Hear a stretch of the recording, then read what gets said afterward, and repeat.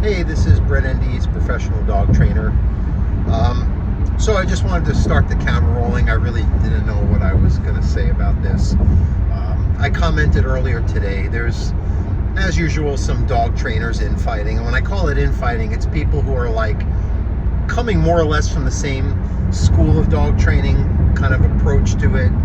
I want to call it more of a conservative versus liberal approach to communicating with, living with, addressing dogs' behavior issues, and they're going at each other's throats. And I'll see little bits and pieces, comments made by other people, but quite frankly, it shows a lot about these people, about what their priorities are, and what they're. I mean, I'm sure they all love dogs, like we all do, but maybe they lost sight of something along the way because of the potential to make money, or the face that they want to keep in the eyes of all of their followers, or the perceptions that they want to keep in the eyes of people that are keeping them paid well, whatever it is, their own personal egos, narcissism.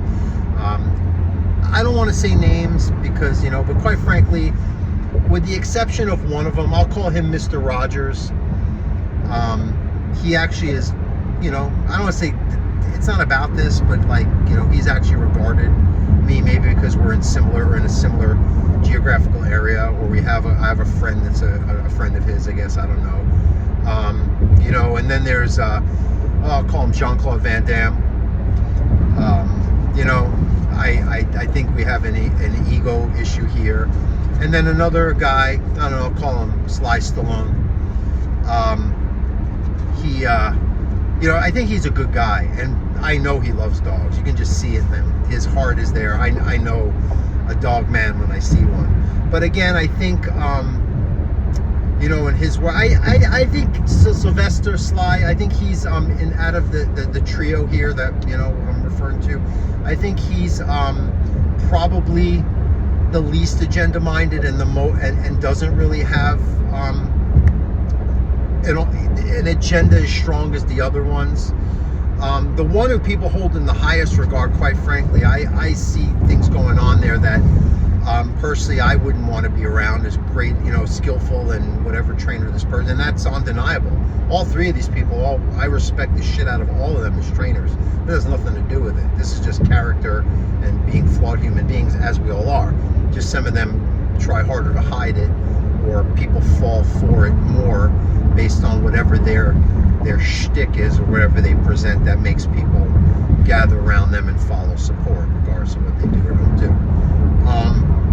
That was all just said trying to be cute and funny, tongue-in-cheek. And again, if anyone's not in the community, I really don't like saying names unless it's like someone specific, like Zak George, or Ben Goro, whatever guy. I mean, these people are just evil doers. They're just like beyond just trying to make money. They're just hurting dogs. Like when you start doing something that's not benefiting dogs, or the trainers helping them, like literally calling us abusers, yes, I do take issue with them and some of the positive reinforcement zealots. Although I use a lot of positive reinforcement in my training, I still that's where I'll kind of speak out specifically. But when it comes to these folks, I think they're all great trainers. I think the base of their work has proven that all of them have done more benefit to dogs than anything else. But if any of them feel that because, that if we didn't play back the tape of their life and everything they've done, both in the human and dog realms, and that it's not perfect or couldn't be, put under the microscope or judged, or showing how I'm better than or higher than thou and all that based on what they did or didn't do, we all can. It's just, I think a little bit of humility is in order now in our profession, because I talk to clients who do go on social media and they're like, what the fuck is going on in your profession? I just got out of a client. She's saying, your shit's like the political world. I'm like, yeah. I go, it's funny because I never even knew the political world existed until I was in the dog training world and saw there was a parallel in how people treat that as well. And it's really, and again, that's more positive reinforcement versus balance trainer. This is different. This is personalities and someone trying to take the opportunity to look better or to discredit another who overall is a good trainer because of something that the optics of it don't look great. Again, we've all applied a correction and the optics didn't look great. If you're a trainer who has any amount of years doing this and you've dealt with reactive dogs, difficult dogs, do not tell me that you haven't corrected a dog, and I wouldn't say out of pain, but out of frustration, stress, or surprise, you've gotten a yelp out of them, even if it wasn't a tough correction. And tell me if that wasn't videoed, you wouldn't be getting the same shit that these individuals get for putting a correction. Or maybe they did it years ago. I mean, I know me, when I was a younger trainer, I didn't know what the fuck I was doing, and I probably applied corrections when I shouldn't have. You'll learn. Overall, the dogs are well. No one is doing on paper what would be considered abuse, because you know what real dog abuse is. It's not that. It's not trying to train them and applying a correction.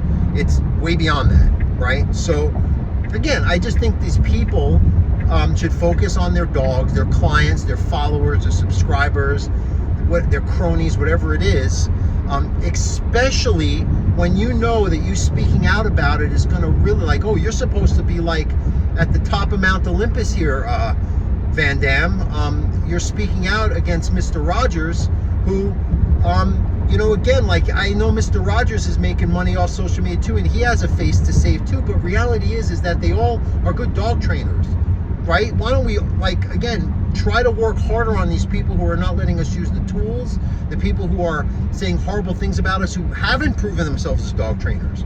Because all the people that I'm talking about, Mr. Rogers, Van Damme, and Sly Stallone, they all are great dog trainers. I've shared their shit for years.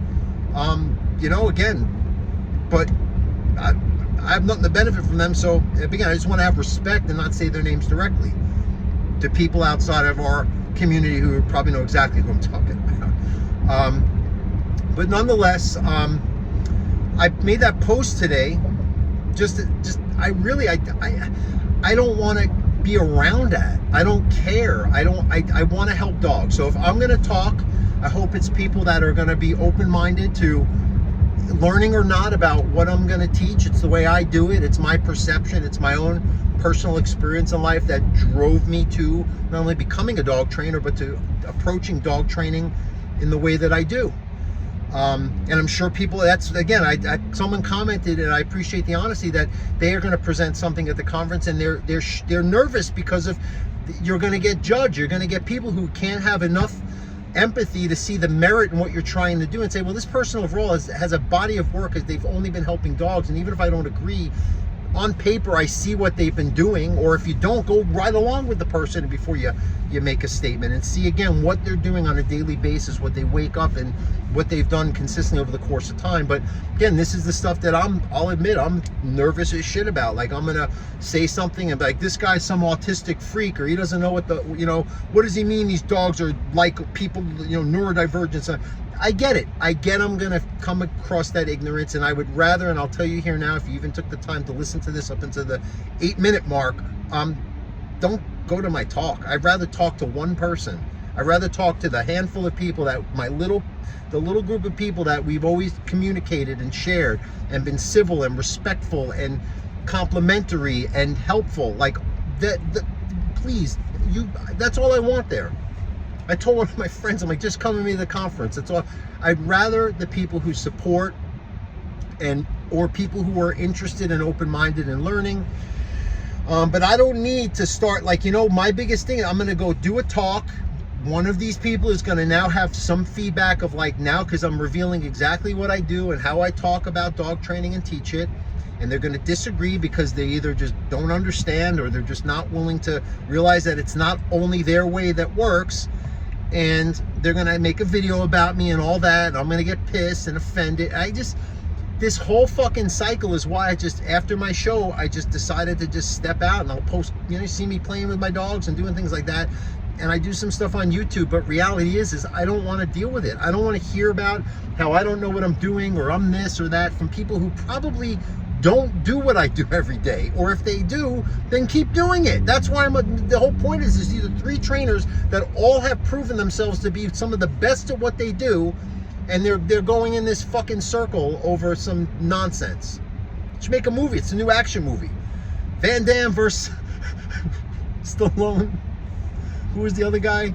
Versus Mr. Rogers. Well, that's not really, that'd be kind of a funny take on it. Anyway, okay, thanks, and thanks for let me know what you feel about this. I'd love to hear. Thanks.